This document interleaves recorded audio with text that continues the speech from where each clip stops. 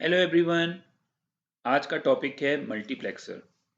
So digital design में और आप कह सकते हैं कि मल्टीप्लेक्सर मल्टीप्लेक्सर एक ऐसा कॉम्बिनेशनल सर्किट है जिसकी बहुत वैल्यू है डिज़ाइनिंग में।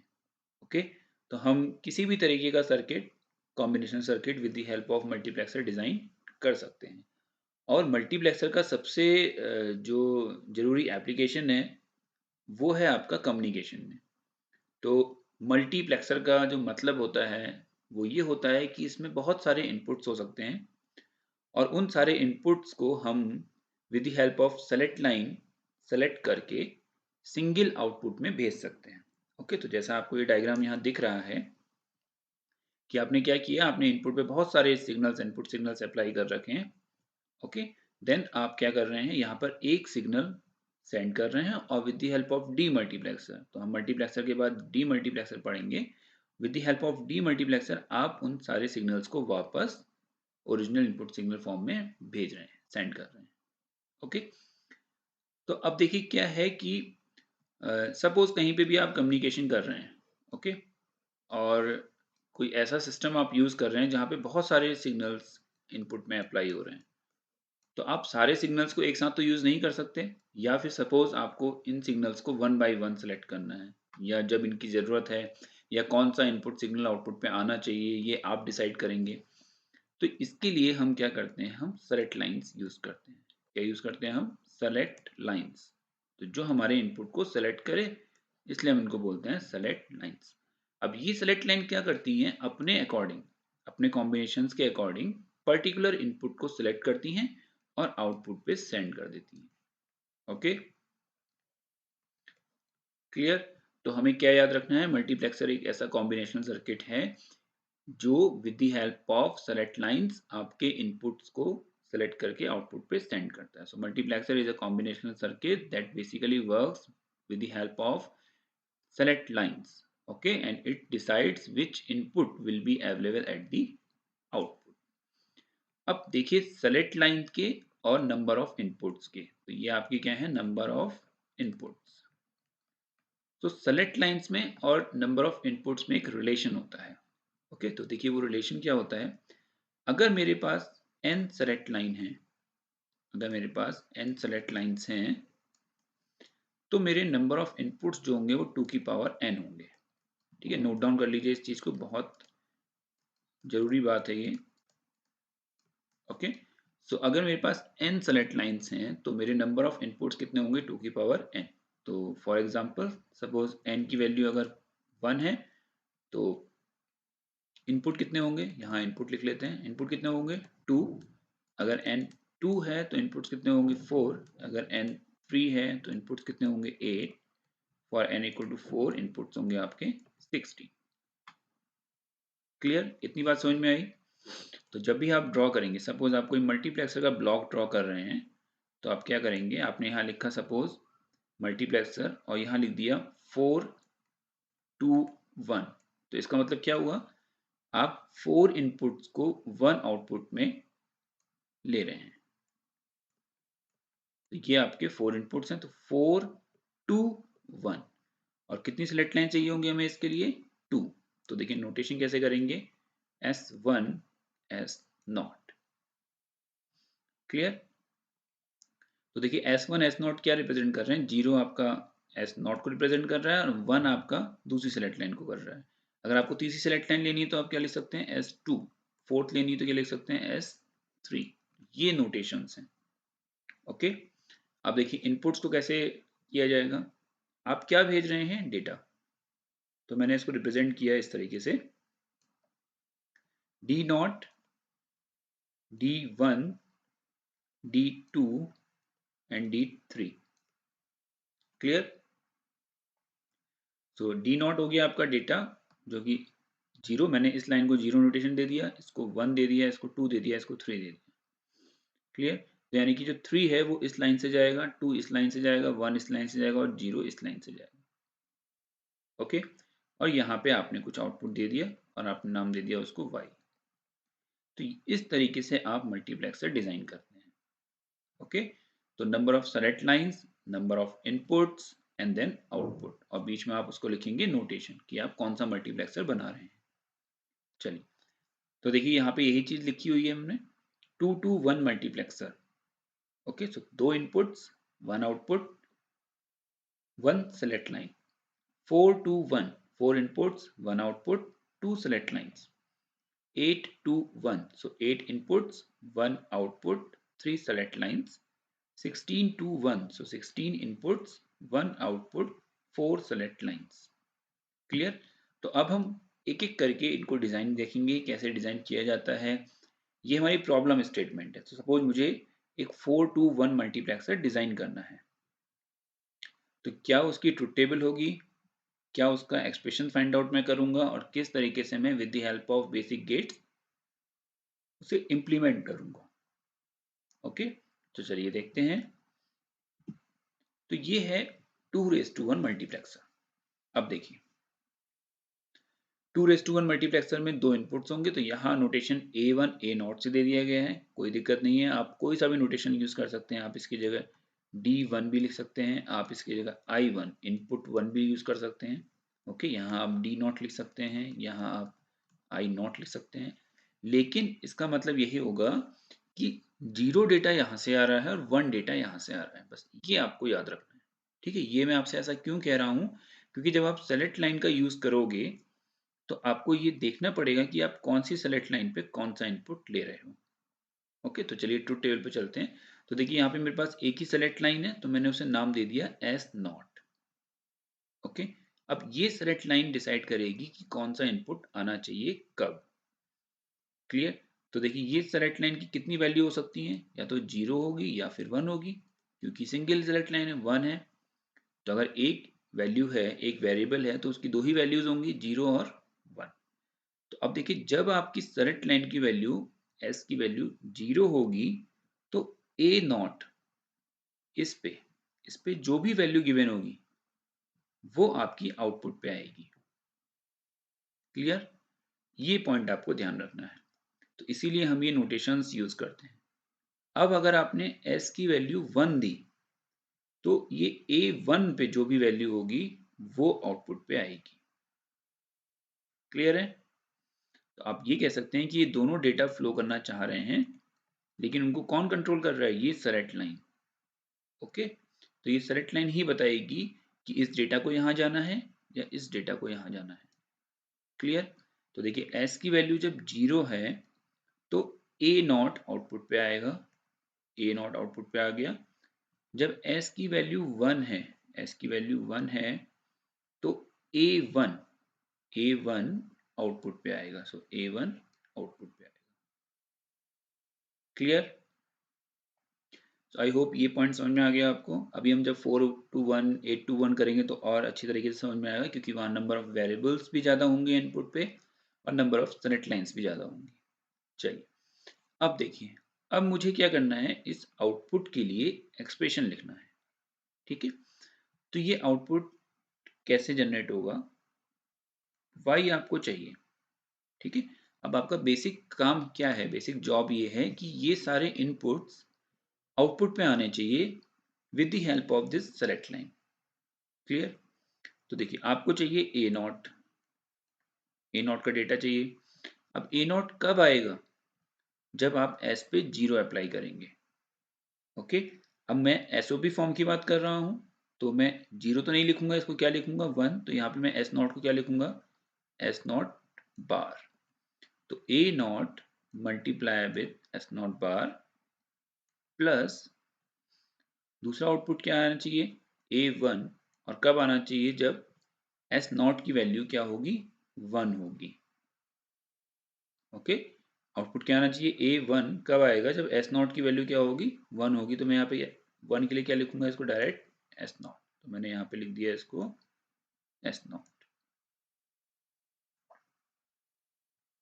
क्लियर? तो ये बात समझ में आई आपको, किस तरीके से हमने आउटपुट का एक्सप्रेशन लिखा। अब देखिए, यहाँ पे S है, सिंगल सेलेक्ट लाइन है, तो आप इसको सिंपल S भी लिख सकते हैं, तो ऐसा कोई इशू नहीं है। हाँ, लेकिन जब मोर देन 1 सेलेक्ट लाइन होगी, तब आपको इसे S0 S1 से ही मेंशन करना पड़ेगा। अब हमें इसे ड्रॉ करना है तो सिंपल इसे ड्रॉ कर लेते हैं। देखिए, तो ए नॉट, ये सेलेक्ट लाइन एस है, तो एस कॉम्प्लीमेंट, यहाँ पे एस बार आ जाएगा। ये ए नॉट है तो यहाँ आंसर क्या आएगा, A naught multiply with S bar. Clear. दूसरा क्या है, देखिए A1 और ये क्या है S, तो यहाँ क्या आएगा A1 डॉट S, और इन दोनों को आपने क्या करना है और गेट, तो आंसर क्या है A not S bar plus A1 S। तो ये आपका 2:1 मल्टीप्लेक्सर डिजाइन हो गया। ओके, अब देखिए A नॉट की वैल्यू 0 भी हो सकती है, A नॉट की वैल्यू 1 भी हो सकती है, तो ये तो डेटा इनपुट है। इस तरीके से A1 की वैल्यू 1 हो सकती है, 0 हो सकती है। क्लियर। चलिए इसको सॉल्व करते हैं कि ये एक्सप्रेशन सही है या नहीं है। अब सपोज मैंने s की वैल्यू क्या दी, 0, तो यानी सेलेक्ट लाइन की वैल्यू क्या है 0, तो यहाँ पुट कर लेते हैं। s की वैल्यू 0 पुट करेंगे तो 0 कॉम्प्लीमेंट कितना हो जाएगा 1, तो क्या बचेगा आपके पास A naught dot 0 bar plus A1, s की वैल्यू क्या दी है आपने 0, सो यहाँ 0 से मल्टीप्लाई कर देंगे, आंसर आएगा A naught 0 complement is 1 plus A1 dot 0, so this is 0, और यहाँ क्या बचेगा A naught, so this is your output. तो देखिए s इक्वल टू 0 के लिए आपके पास आउटपुट क्या आ गया, ए नॉट। क्लियर। इसी तरीके से s इक्वल टू 1 के लिए क्या होगा, देखिए आपने A naught into 1 complement plus A1 into 1, तो देखिए 1 कॉम्प्लीमेंट कितना हो जाएगा 0 plus A1 into 1, so this is A1, तो y आ गया आपका A1। ओके, तो जस्टिफाई हो गया आपका आंसर जो आपको चाहिए कि आप जब s इक्वल टू 0 देंगे तो ए नॉट आएगा, जब आप s इक्वल टू 1 देंगे तो A1 आएगा। चलिए अब पढ़ते हैं 4:1 मल्टीप्लेक्सर। सिंपल, अब हम सीधे देखेंगे। देखिए 4 इनपुट्स होंगे आपके from A0, A1, A2 to A3। Clear. 4 inputs हैं अगर तो कितनी सेलेक्ट लाइन होंगी 2, यानी कि S1 S0। ओके, और एक आपका आउटपुट होगा, और यहाँ आप क्या लिखेंगे 4:1 मल्टीप्लेक्सर। ठीक है। अब देखिए दो सेलेक्ट लाइन है, कितने कॉम्बिनेशंस बनेंगे 4, और क्या क्या होंगे 0 0 0 1 1 0 1 1। ठीक है, तो दो सेलेक्ट लाइन के लिए ये 4 कॉम्बिनेशंस बन गए। अब देखिए क्या होगा, 0 0 किसको रिप्रेजेंट करता है 0 को, 0 1 किसको रिप्रेजेंट करता है 1 को, 1 0 किसको रिप्रेजेंट करता है 2 को, 1 1 किसको रिप्रेजेंट करता है 3 को। तो 0 1 2 3 इसी तरीके से इनके इनपुट्स को डिफाइन किया गया है, A0 A1 A2 A3। तो आप जब 0 0 अप्लाई करेंगे, जब आप यहाँ पे और यहाँ पे दोनों जगह 0 0 अप्लाई करेंगे तो A0 आउटपुट पे आएगा। तो y किसके बराबर होगा A0 के, तो y किसके बराबर है A0 के। जब आप 0 1 अप्लाई करेंगे, यानी कि 1 अप्लाई करेंगे 0 1, तो क्या आएगा A1 आउटपुट पे आएगा, सो A1 आउटपुट पे आ गया। ओके, जब आप 1 0 अप्लाई करेंगे, सो S1 की वैल्यू क्या होगी 1, S0 की वैल्यू क्या होगी 0, यानी 1 0 जब आप अप्लाई करेंगे तो A2 बाहर आएगा, सो A2 यहाँ आ गया। नेक्स्ट, जब आप S1 की वैल्यू 1 अप्लाई करेंगे, S0 की वैल्यू 1 अप्लाई करेंगे 1 1, तो जब आप 1 1 अप्लाई करेंगे तो A3 की वैल्यू y पे आएगी, सो A3 की वैल्यू y पे आएगी। क्लियर। तो ये टेबल समझ में आ गई आपको कि किस तरीके से सेलेक्ट लाइन की किन वैल्यूज के लिए कौन सा इनपुट बाहर आएगा। अब जैसे हमने 2:1 में लिखा था वैसे ही हम यहाँ पे लिख लेंगे। तो देखिए हम क्या लिखेंगे, y पे मुझे A0 चाहिए, A0 कब मिलेगा जब ये 0 0 है, यानी कि S1 बार S0 बार। तो मैं क्या लिखूंगा A0 S0 बार S1 बार प्लस दूसरा आउटपुट का है A1 कब मिलेगा जब S0 की वैल्यू 1, यानी कि S0, और ये क्या होगा S1 बार। so this is S1 complement S0 A1। Clear. Third कब मिलेगा A2। देखिए हम प्लस क्यों कर रहे हैं, हम प्लस इसलिए कर रहे हैं क्योंकि हमें ये सारे इनपुट्स चाहिए कभी ना कभी। ओके, तो और गेट क्या कहता है कि अगर उस टाइम पे बाकी तीनों जीरो होंगे तो ये कोई आउटपुट आपको मिल जाएगा। अगर ये 3 जीरो होंगे तो ये वाला वैल्यू मिलेगी, फिर ये वाली वैल्यू, फिर ये वाली वैल्यू। इस तरीके से आपको आउटपुट्स मिलेंगे। A2 कब मिलेगा मुझे? A2 मिलेगा मुझे जब S1 1 होगा और S0 0 होगा। तो मैं ऐसे क्या लिखूंगा? S1 S0 complement. तो मैंने लिखा A2 S1 S0 कॉम्प्लीमेंट, और लास्ट क्या है आपका A3 कब मिलेगा? जब S1 1 होगा और S0 1 होगा। सो S1 S0 A3। तो ये आपका आउटपुट एक्सप्रेशन है फॉर 4:1 मल्टीप्लेक्सर।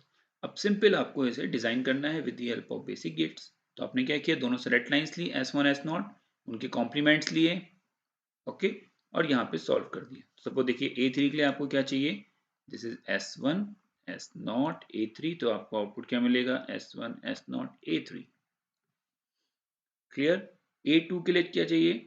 देखिए ये S1 है, ये कॉम्प्लीमेंट है इसका S0 बार, तो आंसर क्या मिलेगा? S1 S0 complement A2, and then for this आपको चाहिए S1 complement S0 A1, and this is S0 complement S1 complement A0।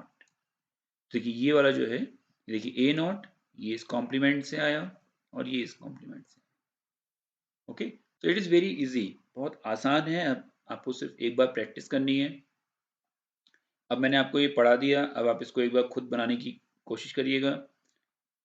Truth table खुद बनाइएगा, देन ये डायग्राम, ये लॉजिक एक्सप्रेशन खुद निकाल के खुद उसको ड्रॉ करिएगा, तो आपको सारी कहानी समझ में आ जाएगी। ओके, नेक्स्ट है आपका 8:1 मल्टीप्लेक्सर। तो देखिए 8:1 में क्या होगा आपका, 8 इनपुट्स होंगे 0 to 7 तक, और 3 सेलेक्ट लाइन्स होंगी।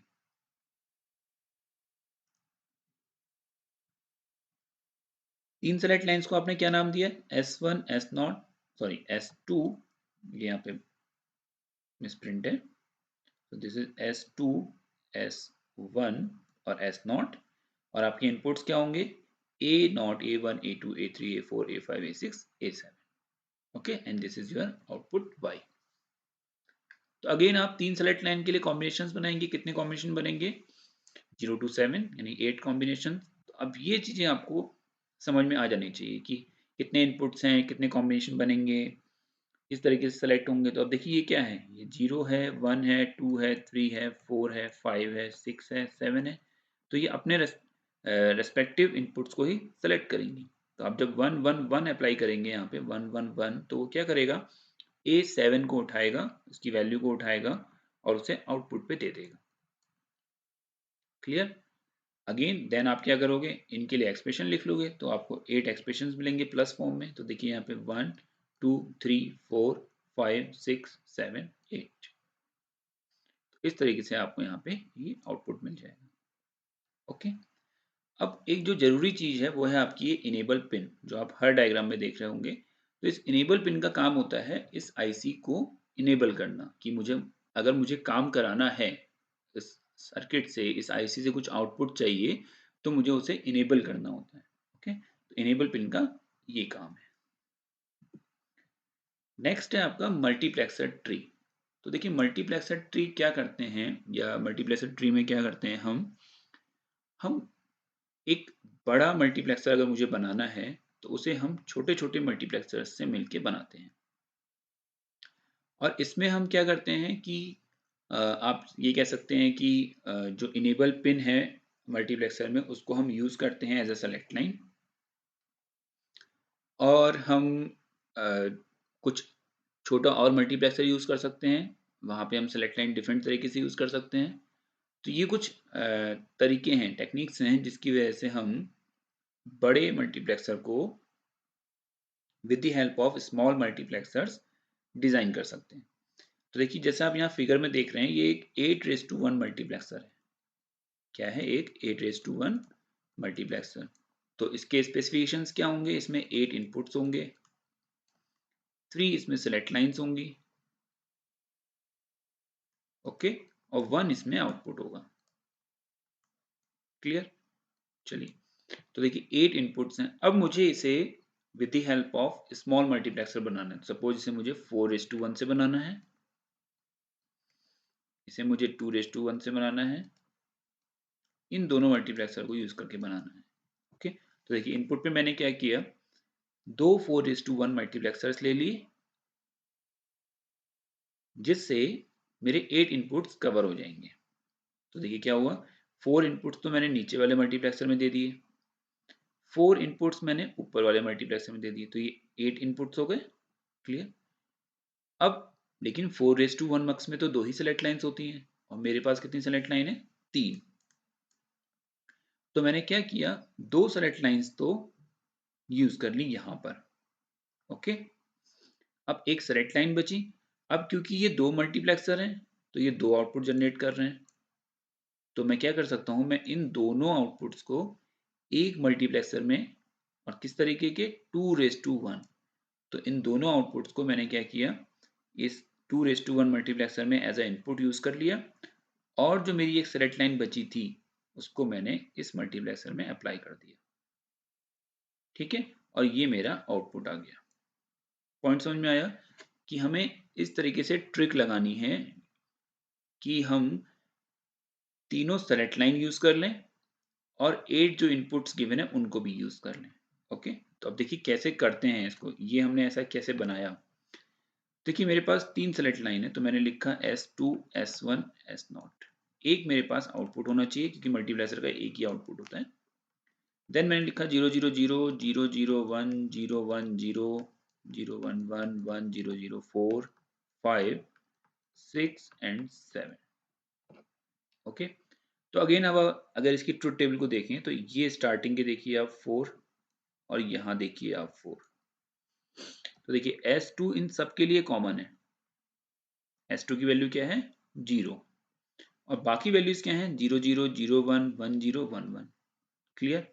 इस तरीके से यहाँ अगर आप देखें तो ये सारी वैल्यूज क्या हैं, 1 है, और बाकी वैल्यूज क्या हैं, 0 0 0 1 1 0 1 1। तो देखिए ये 4 वैल्यूज यहाँ पे, और ये 4 वैल्यूज यहाँ पर कॉमन है, सेम है मतलब, और उनके लिए S2 की वैल्यू क्या है, 0 है। क्लियर। तो अगर मैं कोई एक ऐसा मल्टीप्लेक्सर यूज करूं जिसमें सेलेक्ट लाइन की वैल्यू 0 हो इन 4 के लिए, सेलेक्ट लाइन की वैल्यू हो इन 4 के लिए 0, और अगले 4 के लिए, अगले 4 इनपुट्स के लिए वैल्यू क्या हो, 1 हो। क्लियर। तो देखिए इसे मैं क्या लिखूंगा, A0, इसे क्या लिखूंगा, A1 A2 A3 A4 A5 A6 and A7। Clear. तो यहां से ये कॉन्सेप्ट आया। देखिए एक सेलेक्ट लाइन S2 4 के लिए 0 रहेगी, 4 के लिए 1 रहेगी। तो अगर मैं यहाँ पे S2 अप्लाई कर दूं, तो देखिए S2 की वैल्यू क्या होगी, पहले 0, सपोज मैंने 0 अप्लाई किया, तो ये 0 क्या करेगा, मेरे इस वाले इनपुट को सेलेक्ट करेगा, मेरे इस वाले इनपुट को सेलेक्ट करेगा। ठीक है, क्योंकि यहाँ नोटेशन कैसे स्टार्ट कर रहे हैं, देखिए A0 A1 A3 स्टेप से करके, तो यहाँ पे मैं लिख देता हूँ इसके लिए A0 A1। ओके, तो ये आपको डिसाइड करना है कि वैल्यूज आप कैसे पुट कर रहे हैं। अब देखिए यहाँ पे हमने नीचे से ऊपर वैल्यूज हाई करी हैं, तो यहाँ पे मैंने A0 A1 लिख दिया। तो अगर मैं S2 की वैल्यू 0 दूंगा, तो मैं कौन सा इनपुट सेलेक्ट करूंगा, A0। ये इनपुट, ये इस वाले मल्टीप्लेक्सर के लिए इनपुट है, लेकिन ये आ कहाँ से रहा है, इस मल्टीप्लेक्सर के आउटपुट से। ओके, तो यानी कि जब S2 की वैल्यू 0 होगी, तो ये वाली वैल्यूज बाहर आएंगी, ये वैल्यूज आ रही हैं इस मल्टीप्लेक्सर से। कैसे आएंगी, देखिए ये वैल्यूज कब आएंगी, जब आप इन पे वैल्यूज अप्लाई करेंगे, S1 और S0 पे। तो S1 S0 पे क्या वैल्यू अप्लाई करूं, पहले 0 0, तो 0 0 पे A0 बाहर आएगा, तो आपने यहाँ 0 अप्लाई किया, यहाँ 0 अप्लाई किया, तो ये वैल्यू 0 0 पे सिलेक्ट होके इस पे आई, यहाँ आपने 0 वैल्यू दी है, तो ये वैल्यू यहाँ से आगे बढ़ी और आउटपुट पे आ गई। क्लियर। अब S2 की वैल्यू 0 ही है, S2 की वैल्यू 0 ही है, नेक्स्ट वैल्यू क्या बन गई, 0 1, तो S0 की वैल्यू बन गई 1। तो आपने जब 0 1 अप्लाई किया, तो A1 की वैल्यू बाहर आई, यहां से होके बाहर मिल गई। क्लियर। 1 0 के लिए ये वैल्यू आएगी, जाएगी बाहर, 1 1 के लिए ये वैल्यू जाएगी बाहर। कब? जब S2 की वैल्यू 0 है। अब आप कहेंगे क्वेश्चन ये होना चाहिए कि सर जब हम 0 0 0 1 1 0 अप्लाई कर रहे हैं तो ये वैल्यूज भी तो बाहर आ रही हैं। आपने इस सेलेक्ट लाइन कॉमन कर रखी है। अब देखिए सेलेक्ट लाइंस कॉमन क्यों कर रखी है मैंने, क्योंकि 0 0 0 1 1 0 1 1 सेम वैल्यूज, 0 0 0 1 1 0 1 1, तो इसलिए ये चारों वैल्यूज क्या हैं, कॉमन, तो हमने इन दोनों सेलेक्ट लाइंस को कॉमन कर दिया। अब देखिए जब मैं 0 0 अप्लाई करूंगा तो उसके लिए मिनिमम नीचे कौन होगा, A4, जो A0 की तरह काम करेगा इस मल्टीप्लेक्सर के लिए। तो ये आउटपुट से कहाँ आएगा, बाहर, यहाँ आना चाहिए, आ गया। लेकिन अब इसको बाहर जाना है ना, कब जाएगा, जब यहाँ पे सेलेक्ट लाइन की वैल्यू क्या होनी चाहिए, 1। ओके, लेकिन मैं तो अभी 4 वैल्यूज किसके ले रहा हूँ, S2 0 के लिए, तो इसलिए ये आउटपुट यहाँ तक तो आएगा लेकिन बाहर नहीं जा पाएगा। क्यों? क्योंकि यहाँ पे सेलेक्ट लाइन की वैल्यू क्या है, 0। क्लियर? अब जैसे ही मैं सेलेक्ट लाइन की वैल्यू, मतलब यह मैं A3 से नीचे पहुंचूंगा और मैं इस S2 की वैल्यू को 1 करूंगा, क्या करूंगा, 1, S2 की वैल्यू अब 1 हो गई, यानी मैं कहाँ पहुंच गया, 1 0 0 पे। तो क्या होगा, ये सारे आउटपुट्स सब अटक जाएंगे यहां तक। अब S2 की वैल्यू 1 हो गई, यानी कि ये वाला इनपुट बाहर आएगा। ये इनपुट किससे कनेक्ट है, इस मल्टीप्लेक्सर के आउटपुट से। अगेन वैल्यूज चल रही हैं 0 0 0 1 1 0 1 1, तो क्या होगा, A4 बाहर आया, देन 0 1 पे A5 बाहर आया, 1 0 पे A6 बाहर आया, 1 1 पे A7 बाहर आया। क्लियर? और आपको S2 इक्वल टू 1 के लिए 0 0 पे A4, 0 1 पे A5, 1 0 पे A6, 1 1 पे A7 में। ओके, सो आई होप ये कॉन्सेप्ट आपको समझ में आया होगा कि किस तरीके से हम एक ला आप कह सकते हैं कि बड़े मल्टीप्लेक्सर को, large number of inputs multiplexer को with the help of small multiplexers कैसे डिजाइन कर सकते हैं। ओके, तो ये एग्जांपल था आपका 8:1 मल्टीप्लेक्सर यूजिंग 4:1 एंड 2:1। तो ये सेलेक्ट लाइन कहाँ पे क्या रखनी है, ये आप इस ट्रुथ टेबल से डिसाइड करते हैं। आप ऐसा नहीं कि कहीं पे कुछ भी रख दें, सपोज मैंने यहाँ कहा कि यहाँ S2 और यहाँ S1 रख देता हूँ, यहाँ S0 रख देता हूँ, नहीं, ये गलत है, ऐसे काम नहीं करेगा।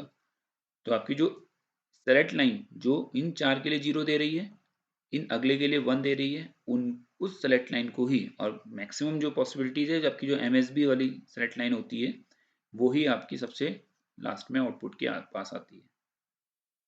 ओके, तो आप इसकी प्रैक्टिस करिएगा, कुछ और क्वेश्चन सॉल्व करिएगा इंटरनेट से या फिर किसी बुक से, तो आप और क्लियरिटी हो जाएगी। ओके, तो हम मल्टीप्लेक्सर के कुछ और एग्जांपल्स करेंगे नेक्स्ट क्लास में। क्यों? क्योंकि मल्टीप्लेक्सर एक बहुत अच्छा सर्किट है, एक कॉम्बिनेशन सर्किट है जिसकी हेल्प से हम सब कुछ डिज़ाइन कर सकते हैं। लाइक हम फुल एडर डिज़ाइन कर सकते हैं, फुल सबट्रैक्टर डिज़ाइन कर सकते हैं। ओके, तो हम कुछ और एग्जांपल्स और देखेंगे मल्टीप्लेक्सर के लिए। तो आज के लेक्चर के लिए इतना ही। Thank you.